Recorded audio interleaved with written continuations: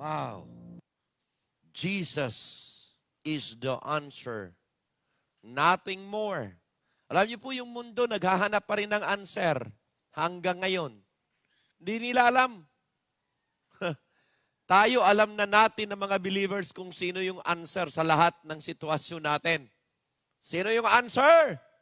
Jesus is the answer. May isa pang awitin nga. Jesus is still the answer to the times and ages roll. Jesus, wow. Maybe kantahin mo yan. Oo. Walang ibang kasagutan na, kundi ang Panginoon lang talaga. Amen? Now, by this time, I want to bring you a message entitled, The Armor of the Frontliners. The Armor of the Frontliners. Baka sa next Saturday, I'll be preaching a message na pinamagatan kong, the spiritual frontliners. Yan Baka sa Saturday yan. Ngayon is the armor of the frontliners.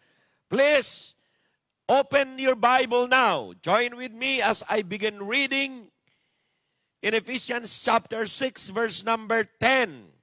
Ginamit natin kahapon yung 10, 11, 12. Okay? Ang message natin ay combating COVID-19 or fighting COVID-19. Now, let us use these verses again, but I will keep on reading at to verse number 20. 10. Finally. Wow. Pag sinabing finally, it is already conclusive. It is already at the climax. Sabi niya, finally, my brethren, be strong in the Lord and in the power of His might. Put on the whole armor of God that ye may be able to stand against the wiles of the devil. For we wrestle not against flesh and blood, but against principalities, against powers, against the rulers of the darkness of this world, against spiritual wickedness in high places.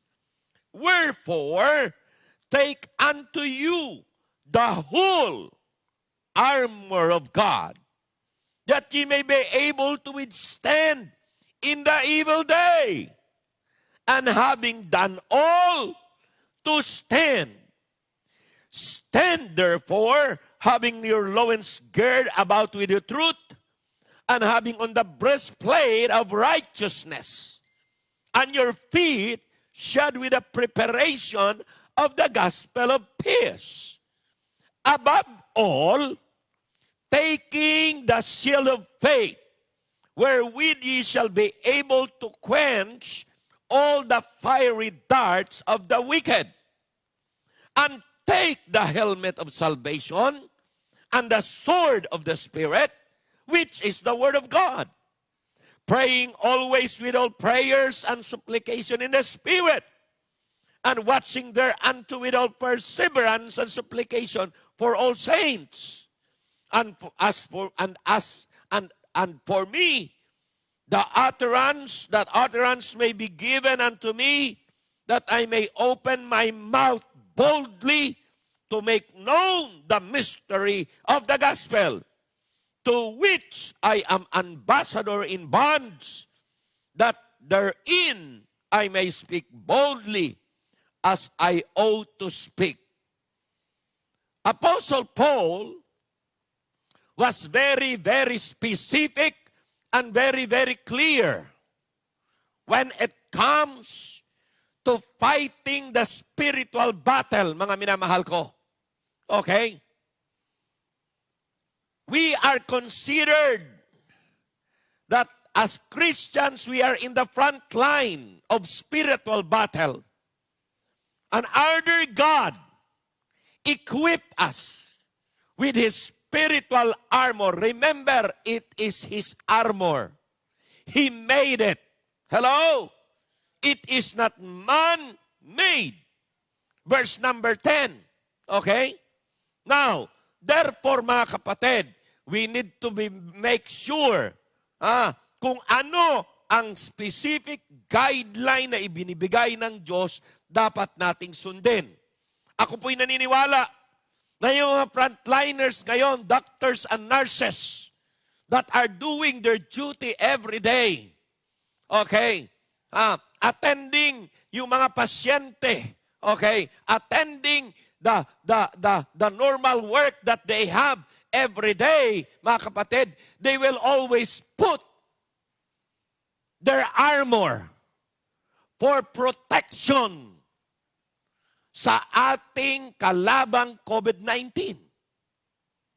And they will not be careless enough because po, pag sila ay naging careless not to put on their armor of protection, they will be infected and contaminated. Amen? Naririnig niyo ba ako? Amen? Kaya kinakailangan, you will be very careful. Very careful. Bago ka pupunta sa labanan, siguraduhin mong full battle gear ka. Bago ka pumunta sa labanan, dapat nakahanda ka. Yan po ang ginagawa ng ating mga doctors. Once na magkamali ka of not putting on the armor, your protection, you will be hit by the enemy. You will be hit by this coronavirus. Amen? Kaya importante, mga kapatid, na we are engaged in this spiritual battle, mga manamahal ko. Kinakailangan tayo po ay magiging maingat. Kahit na mayroon tayong armor ng Diyos, kahit na mayroon tayong spiritual armor, mga minamahal ko, pwede tayong malusutan ng darts of the wicked pag hindi tayo maging careful. Siya din ang sitwasyon ng mga frontliners natin sa panahong ito. Amen? Pwede silang malusutan ng virus. Ang tindi po dyan, hindi nakikita ang kalaban eh. Now, tanong, makikita mo ba yung darts of the wicked? Hindi. Makikita mo ba yung coronavirus kung doktor ka by this time? Hindi rin. So, nako, kinakailangan talaga maingat na maingat, mga minamahal ko. Now, nais kong tingnan nyo ito. I-note nyo ito. Okay. Sabi sa verse number 10, sabi niya ito, finally, my brethren, we are advised. Ang una pong advice ay, be strong. Hindi ka po pwedeng pupunta sa labanan na hindi ka malakas physically. Kaya po alam nyo, ang mga frontliners na mga fighters, halimbawa sa tinatawag na laban po, gera, hindi po pinapasama at hindi po pinapapunta yung mga matatanda. Hello? Ang talagang pinapapunta dyan yung mga kasagsagan ng lakas at talagang kasagsagan ng kabataan na talagang, kung baga mabilis. Mabilis. Mabilis gumalaw. Mabilis gumulong. Mabilis. Talagang nasa kanilang prime time kasagsagan. At makinig kayo maigi. In fighting our spiritual battle, in fighting this COVID-19, dapat nandun ka sa iyong kasagsagan ng strong and very strong immune system. Amen? Dahil pag hindi, pambihira, tatamaan ka. Amen? Ganon din sa mga Kristiyano. Dapat nandoon tayo sa pakipaglaban natin. Nandoon tayo sa kalakasan ng ating puwersa sa pananampalataya. Nandoon tayo sa kalakasan na kung saan tayo po ay hindi matitinag, hindi mapaatras, kundi lagi tayong sumulong dahil alam natin malakas tayo dahil mayroon tayong commander-in-chief na napakalakas na hindi kayang sagupain ng sino mang mga kalaban at kaaway. Amen? Amen? Kaya sabi diyan, be strong. Yun ang unang advice. Dapat malakas ka. Malakas ang loob mo. Hindi ka takot. Amen? Malakas ang pananampalataya mo. Amen? Amen? Okay? Remember, it is His armor. Kung baga naman kung hindi ba tayo lalakas niyan ang ating protection, ang armor natin, hindi sa atin, bigay ni Lord. Amen? Amen? Kaya iyan po manggagaling ang confidence natin. Sabi niyan, be strong in the Lord and in the power of His might. Pambihira, ang lakas natin, hindi pala sa atin galing din. Sa Kanya din. So, papagkalooban Kanya ng Kanyang kapangyarihan, okay, through the Spirit, papagkalooban Kanya ng Kanyang armor. So ano pang mangyayari sa damdamin natin at sa spirit natin? Dapat din malakas din ang ating espiritu. Amen? Palaban din, palaban. Amen? Hindi sumusuko sa laban. Amen? Mga members sa church na ito, hindi sumusuko ang espiritu ng mga members ng Conception Bible Baptist Church. Amen? Amen? Mga viewers, hindi tayo por sumusurrender sa kalaban. Amen? Tayo po ay mayroong malakas na loob dahil mayroong Panginoon tayo na siyang nananagumpay na at hindi talunan. Amen? Kaya sabi diyan, ay be strong in the power of His might. Spiritual strength and courage are necessary for our spiritual warfare, mga kapatid. Kailangan po yan. Spiritual strength and spiritual courage. Kailangan sa laban. At saan natin mag-gets? Sa Panginoon, amen? Sa Kanyang mga salita, amen? Now, una na nais kong i-emphasize this morning is the command. The command. Alam niyo mga kapatid, pag ikaw ay makikipaglaban, hindi pwedeng walang utos, walang command. May commander-in-chief Kaya kung may commander-in-chief, may command. Kung ano yung command, sundin. Hello? Sundin. What was the command? Una, sabi niya, dapat maging malakas ka. Dapat maging matibay ka. Hindi ka dapat matalote. Kingkapangpangan You know? Hindi ka dapat matakutin. Bakit po? Pambihira. Tingnan nga natin. Sabi niya, you should not be afraid. You should not be afraid. Be courageous. Yung sinasabi niyang, be strong in the power of His might. Kinukumand yan sa atin at kinakailangan tayo'y malakas ang loob. Bakit po? Hindi kailangan sa army ang mahinang loob. Are you with me? Hindi kailangan sa laban, sa pakikipaglaban na mahina ang loob mo. Hindi ka matapang. Hindi ka na kailangan sa laban ang taong nerbyoso. Dahil ba ikay manerbyos na tao, sigurado tatamaan ka ng kalaban Amen? Hindi kailangan yung fearful, hindi kailangan yung nerbyoso. Bakit po? Tingnan ko po nga natin. Judges chapter 7. Pakibuklat mo. Judges 7. Ito po, example to Example ito sa mga army ni Gideon. Tingnan natin. Judges 7, 2 and 3. Tingnan nyo. Anong sabi ng Panginoon? Gideon, yung mga tao mo, sobrang dami. Kailangan bawasan. Hello?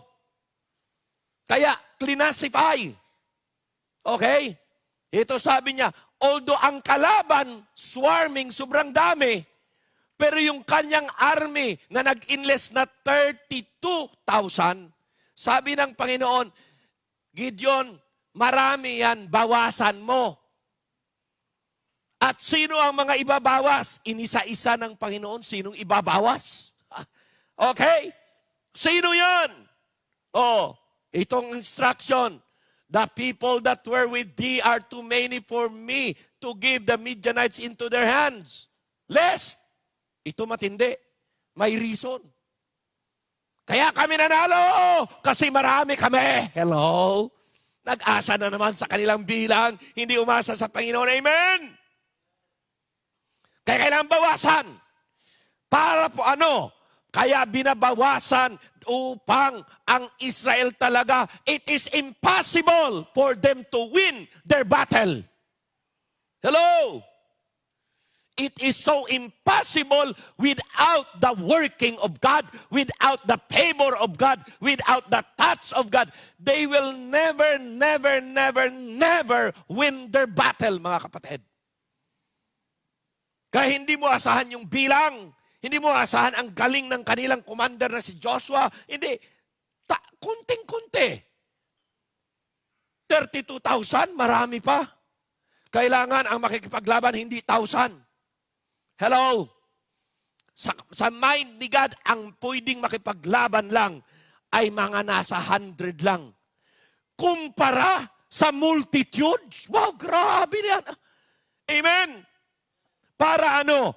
Ang 300 na ito hindi magtitiwala sa bilang. Ang 300 na ito hindi magtitiwala sa kanilang kapangyarihan at sa kanilang lakas, sa kanilang abilidad. Ang 300 na ito ay titingin lamang sa Panginoon that He is the answer. Amen, amen, amen. Amen. So anong ginawa?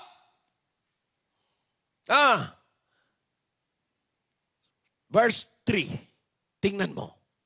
Now therefore, go to, proclaim in the ears of the people, saying, whosoever are fearful and afraid.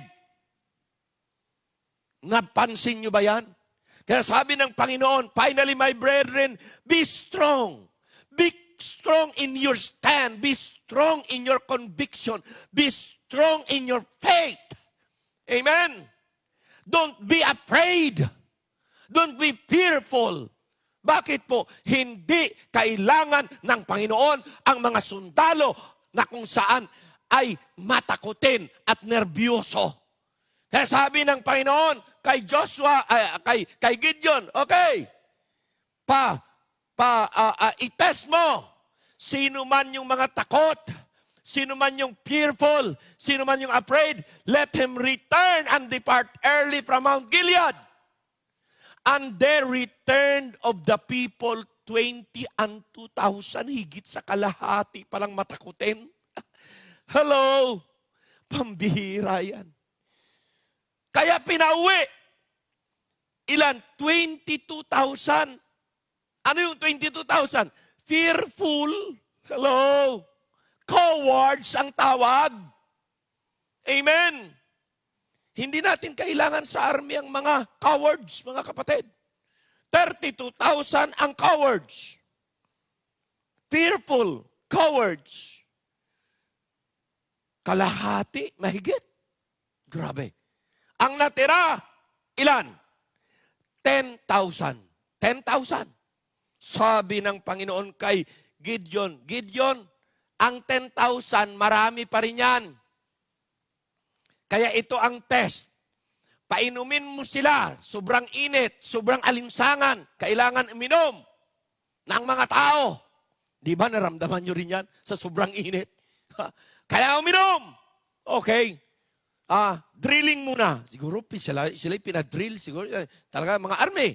Pagkatapos mo ng drilling ganyan, okay, Gideon, papuntahin mo sila doon sa ilog, sa tubig. Okay. Puntahin mo doon. At painumin mo. Hello?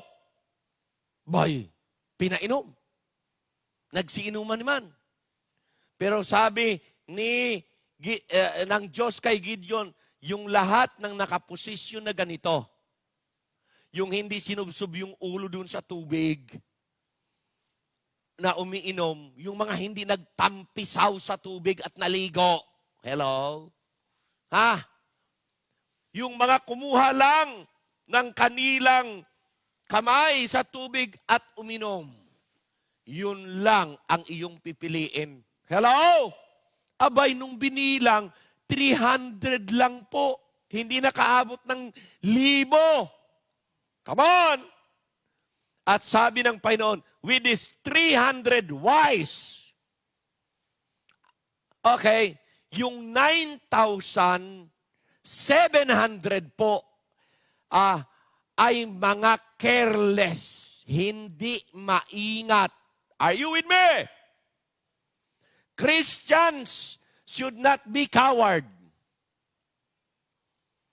Coward disqualifies you to become an army of God. Are you with me? Next, Christians should not be careless.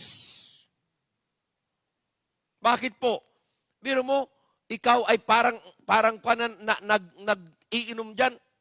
Alam mo, sipain ka lang sa puwit nung kalaban, wala na. Makinig maigi. In this pandemic that we have today, Christians should not be careless, but they ought to be very careful. Amen? Di dapat tayo careless. Kaya sinusunod natin ang mga protocols ng government, yung mga pamamaraan. Why? We do not want to be careless person. Amen? Our carelessness will give us, opening to the pandemic, to the virus to penetrate us. Come on! Careful tayo. Very, very careful. Amen? Kaya ang sabi diyan, be strong in the Lord and in the power of His. Bakit ho? Dahil nais ng Diyos ang mga army niya ay hindi fearful, hindi nagpapanik, hindi po mga tao na nawalan ng disposisyon, nawalan ng pagdidesisyon na matino dahil sila po ay may Diyos na mayroon kanilang aasahan sa panahon ng katulad nito. Amen? Amen? So, finally, my brethren, be strong. Amen? Make sure that you are a believer who has strong faith, strong confidence, strong in your prayer life. Amen? Okay, ang una na command ay ito. First command, be strong. Pangalawa, ang sabi diyan, put on the whole armor of God.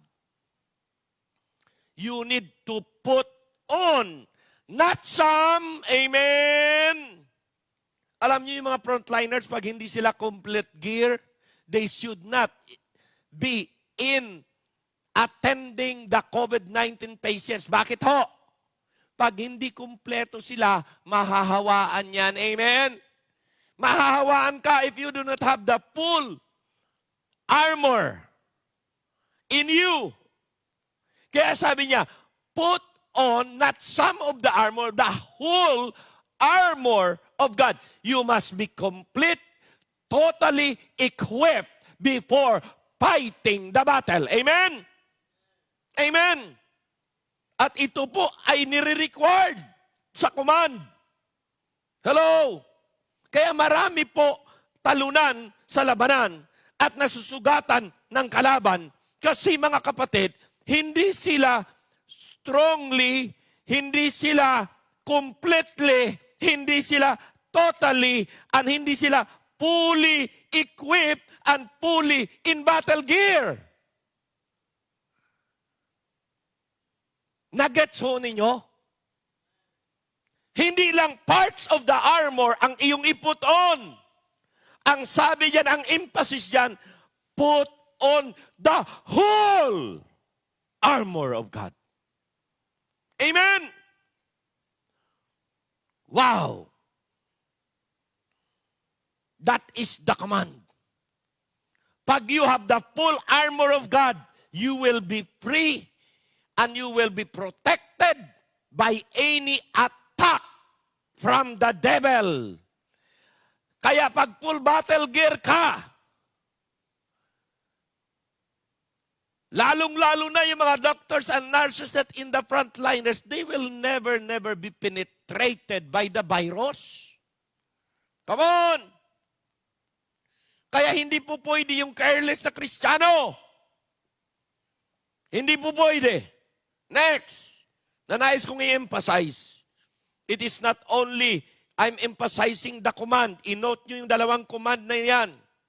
You need to be strong. Pangalawa, you need to put on the whole armor. Number 2, na nais kong i-emphasize, the enemy. The enemy. I-note natin yung enemy nasa verse 12. Sabi yan, for we wrestled not against flesh and blood. Hindi tayo nakikipaglaban sa physical lang. But we are fighting what? The spiritual battle against the the principalities, against the powers, against the rulers of the darkness of this world, against spiritual wickedness in high places. Alam ba ninyo, mga kapatid, na ilang grupo yan?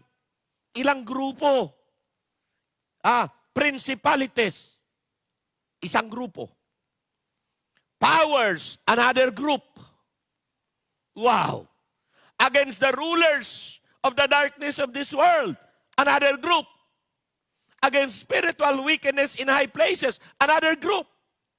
Biro mo, nagsama-sama yung puwersa ng kadiliman. Nagsama-sama ang lahat ng puwersa ng mga hindi maayos, ng mga demonyo. At pagkatapos, gugupuin ka. Gagamitin niya ang lahat ng kanyang mga pamamaraan, puwersa, upang ikaw ay matalo. The wiles, sabi nga niyan, the wiles or the cunning devices of the devil. The principalities, the powers, the rulers of the darkness of this world, the spiritual wickedness in high places. Wow! Kaya, Christians, believers, must be well-armed, well-clothed, and not found naked facing the enemy. We should not have, there should not be a little just hole or a little entrance for the dart of the wicked to penetrate. Hello? Bakit po? Hindi ninyo papayagan na ang inyong armor ay mayroong butas na kung saan mapenetrate ka. Come on! Naunawaan nyo ba ang ibig kong sabihin? Nai-imagine nyo ba kung anong tinuturo dito? Kaya sinabi ng Diyos, put on the whole armor, the complete armor. Why? Pag may kumpletong armor ka ng Diyos, hindi ka mapepenetrate ng kalaban.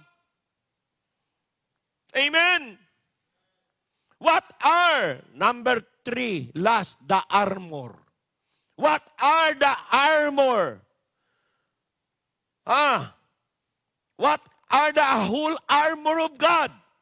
Isa-isahin ko sa inyo, ibibigay ko. Number 1, sa verse 14. Sabi sa verse 14, stand therefore, having your loins girded about with truth, having on the breastplate of righteousness. Nandyan, dalawang armor ang nakasulat dyan. The belt of truth, your loins girded about with truth. The belt of truth. Okay? At pangalawa, the breastplate of righteousness. Tandaan nyo, ang armor na ito ay unpenetrable. Tama ba yon? Hindi pwedeng mapenetrate ng darts. Okay? Verse 15. Sabi diyan, and your feet shod with the preparation of the gospel of peace. Okay? 15 is the shoes of the gospel of peace. 15, the shoes of the gospel of peace. 16, and above all, taking the shield of faith, wherewith ye shall be able to quench all the fiery darts of the wicked. Verse 16 is the shield of faith. Is the shield of faith. 17, Ang sabi sa verse 17, and take the helmet of salvation and the sword of the Spirit, which is the Word of God. Ang pang 17, okay, ay the helmet of salvation. And then, the sword of the Spirit, which is the Word of God. Ilan lahat? Ilan lahat? 6 yan, pero may pampito dyan. Ha? Ang pampito ay 18. Praying always with all prayer and supplication in the Spirit. Okay? Kaya alam ba ninyo na ang shield, ang armor ni God is a perfect armor? Why? Number 7 is a perfect number. And that armor cannot be penetrated if it is on lagi. Wow. If the armor of God is always put on, mga minamahal kong kapatid sa pananampalataya, hindi po tayo hindi po tayo mapipenetrate, mga minamahal ko. Hindi po tayo maaapektuhan, hindi po tayo mapipenetrate nung kalaban. At yan po ang kailangan nating laging napuput on. Alam nyo, kung may shield ka, kung mayroon kang armor ni God, tandaan nyo ito, na hindi kayang ipipenetrate. Kahit po gaano pa karami ang kalaban. Are you with me? Are you with me? Kahit gaano pa, kahit swarming pa ang kalaban, pambihira. Hindi makakatusok, hindi makakapenetrate. Para po bagang habang po naka-lockdown, ako po'y nanonood ng iba't ibang views. Mayroon ako pong nakitang view na yung mga kumukuha ng honey, okay? Ito naman, hindi yung bubuyog na maliliit. Kung di yung sinasabi nilang isa lang makaturok sa'yo, patay ka malaki. May tawag dyan yung bubuyog na malalaki. Opo.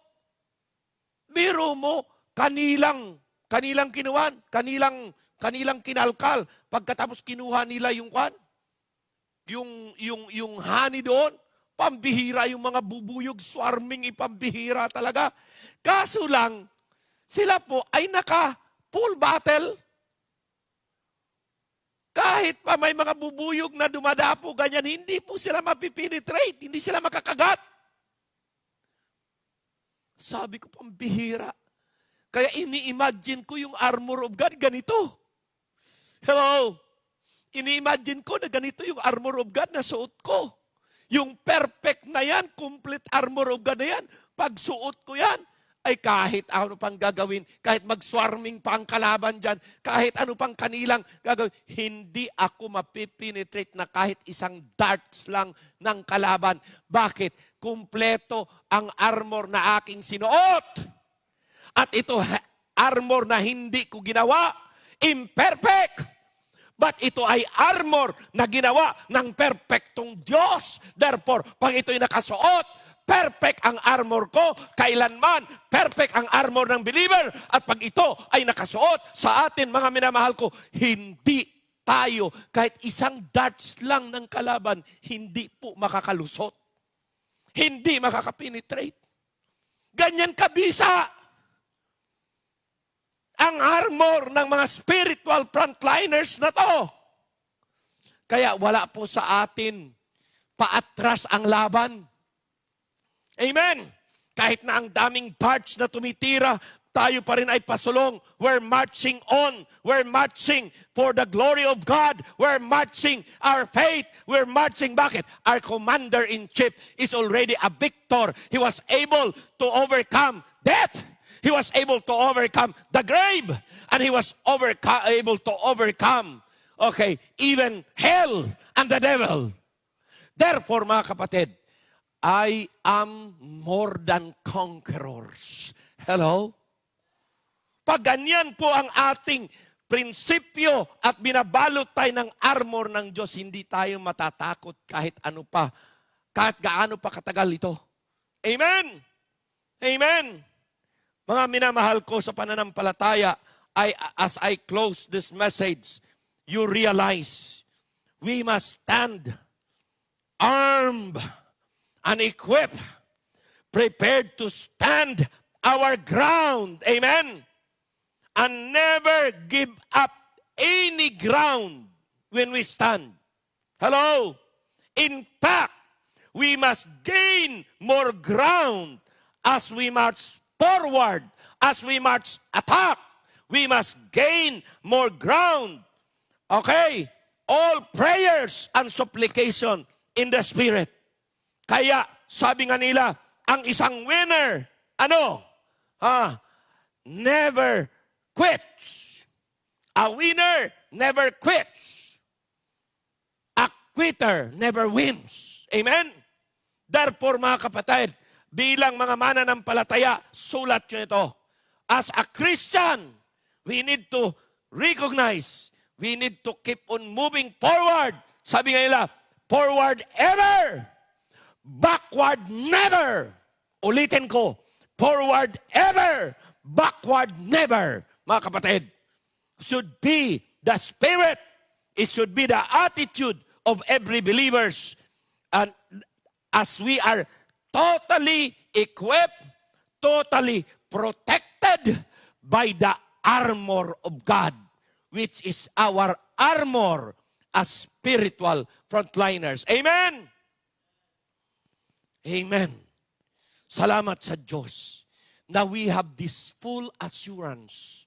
At pag ito ay sundin lang natin ang kanyang command, pag ito ay atin lang ikabubuhay ang kanyang command, we can face this pandemic no matter how long this will take. We can always face this.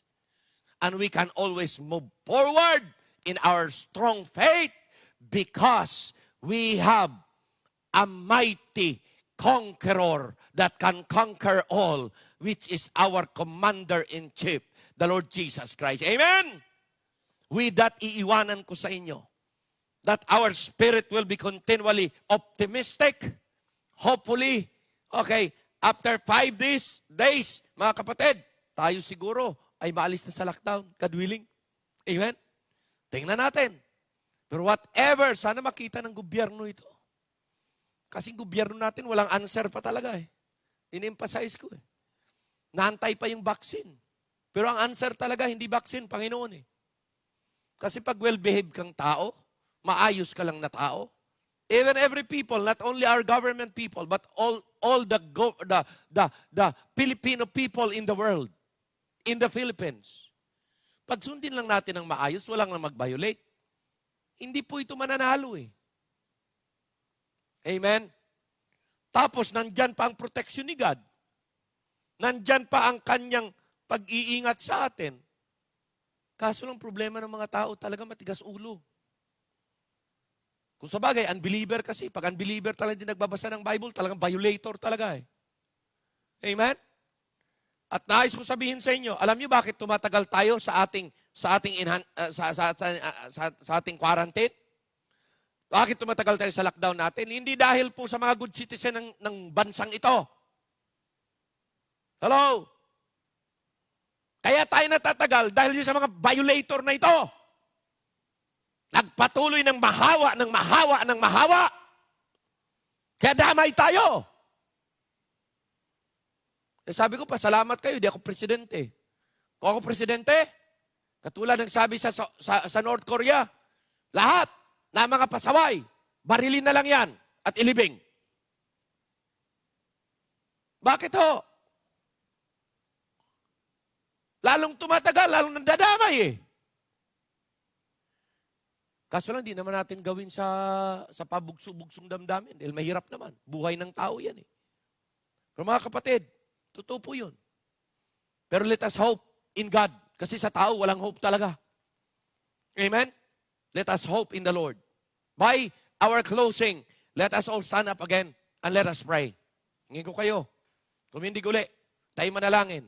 I have given you the message na please put on the whole armor of God in that we will not be penetrated by the dart of the wicked and we will not be a victim. We will be always a victor.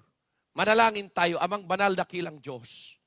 As we close our live streaming today, thank you for your word that inspire us and make us recognize, Father God, that you have equipped us with a perfect equipment to fight our battle spiritually and physically. Salamat, O Diyos, na ikaw ang Diyos na nangunguna. Hindi mo kami pinapabayaan. At kayo ay nanalo na, kaya kami panalo na rin. Tulungan ninyo, Panginoon, that this week, continually we will fight, continually we will move on, continually we will go forward. And Lord God, help us that before we will engage to anything every day, the spiritual armor, the armor of yours are put totally, completely in our body, in our spirit, in our personal life, in our family life, in all of our livelihood, na kung saan pinanggagalingan ng iyong channel of supply. God, I pray that you will continually sustain us with Jabez's prayer that said, Lord God, I pray for your supernatural provision, supernatural preservation, supernatural protection sa lahat ng mga members, sa lahat ng mga viewers, sa lahat po ng mga anak ninyo. And Lord, help us to not forget to take on and put on the whole armor of God every day. Ito po'y aking dalangin at hinihiling in Jesus' name. Amen and amen. Salamat po. Announcement natin, pahingi ng isa. Huy. Okay. Ang announcement natin sa mga mothers natin, Happy Mother's Day uli. Okay. Ito po, mayroon ditong special token mula sa ating simbahan, pangpaganda ng ating talampakan. Pang-scrub ito eh. Ito po'y para sa mga nanay. If you have the time when you stop by over here, we will have this ready for you. Nandiyan po marami. So, you have a token. Yung 5, ang 6 na sinabi, may token din, ng mga nag-greet kay Mrs. Okay? Continually, ang announcement ko is faithfully pray for one another. Amen? Okay? And make sure not to forget, before you do anything every day, don't you ever forget to put on the complete armor of God. Put it on. Okay? Wala na po tayong mission conference. Saka na lang. Okay? Saka na. Maybe next year, pag niloob ni Lord, next year. Pero wala na muna ngayon dahil parang i-extend pa hanggang 25. Okay? Pero ang ating enrollment will be online. Online Texting. Okay? At maganda po ang ating curriculum sa school. Mga parents sa school na nanonood, i-text na ninyo yung dati ng mga parents na pwede kayong mag-online enrollment. Dahil po ay pwede nating ipadala, hindi magstay in yung mga anak nyo rito. Pwede nating ipadala ang mga pag-aralan nila sa kanilang mga bahay. Dahil anyway, modular naman tayo, phases tayo, individualized tayo eh. Punta lang sila dito siguro scoring at saka kung ano man, checking, ipa-check. No? But that would be the process right now habang hindi pa po pwede mag-social gathering. Okay? Yan lamang po ang aking announcement. At siguro, wala na. Okay. Let us pray. Manalangin po kami. We'll just give our offering here.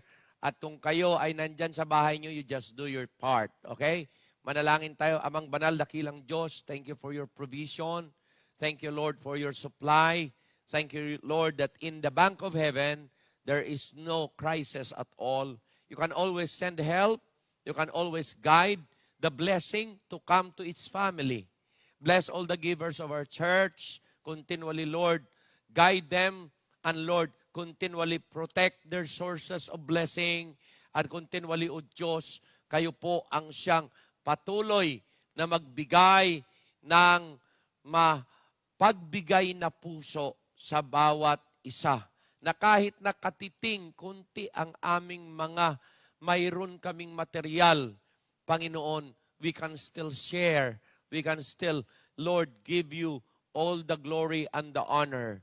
Entrust us with more. Bless us with more blessing so that we could be able to help more other people that are needed, Panginoon. Needy. Kiniklaim ko na ito inyong gagawin. For this all I pray in Jesus' name. Amen and amen.